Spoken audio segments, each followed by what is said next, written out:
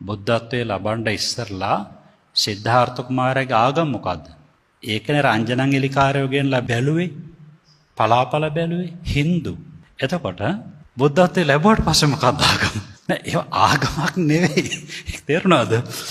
බුද්ධ කියන වචනේ තේරුම අවබෝධය කියන එක තේරුණාද? ඒ විශ්වය අවබෝධ කරව පුද්ගලයා බුද්ධ. එච්චරයි. තේරුණාද? එනිසා අන්න ඒකයි ස්වභාවය. ඒක තේරුම් ගන්න ඕන දෙයක්. විශ්වය අවබෝධ කරව පුද්ගලයා අනෙක් අයටත් අවබෝධ කරලා දෙන්න, මඟ පෙන්වීම දෙන්න සුදුසු විදියට පුළුල් අවබෝධ කරව පුද්ගලයාට බුද්ධ කියනවා. විශ්වය අවබෝධ කරනවා අනෙක් අයට කියලා දෙන්නට බෑ.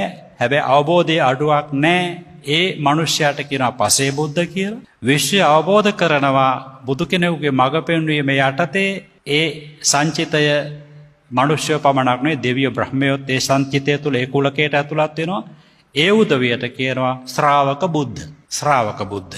ඊට පස්සෙත් ඉන්නවා පෙළක් ඒගොල්ලෝ තව පුහුණු වෙනවා. ඒගොල්ලන්ට කියනවා සුත බුද්ධ කියලා. චතුරාර්ය සත්‍ය පිළිබඳ බහුසුතාවක් ඇතුව ඒ තුලින් ජීවිතය අවබෝධ කර ගැනීමට උත්සාහ කරන පුද්ගලයාට කියනවා සුත බුද්ධ කියලා. ඒතර බුද්ධ කියන වචනේ එක්කෙනෙකුට අදාළ වෙච්ච දෙයක් නෙවෙයි. බුද්ධ කියන වචනේ කවුරක්වත් දුන්නේ එක නෙවෙයි. එක එක්කෙනා දුන්න වචනේ සිද්ධාර්ථ. තේරුණාද? අම්මා තාත්තලා දුන්නු සහ අංජනංගලිකාරයෝ ජ්‍යොතිෂඥයින්ගෙන් ලැබිච්ච නම මොකද්ද? ඒ කුමාරයාට ලැබුණේ සිද්ධාර්ථ කියලා නමක්. සිද්ධාර්ථ කියන එකේ අවබෝධ කරව පුද්ගලයා කියන අර්ථය නැහැ.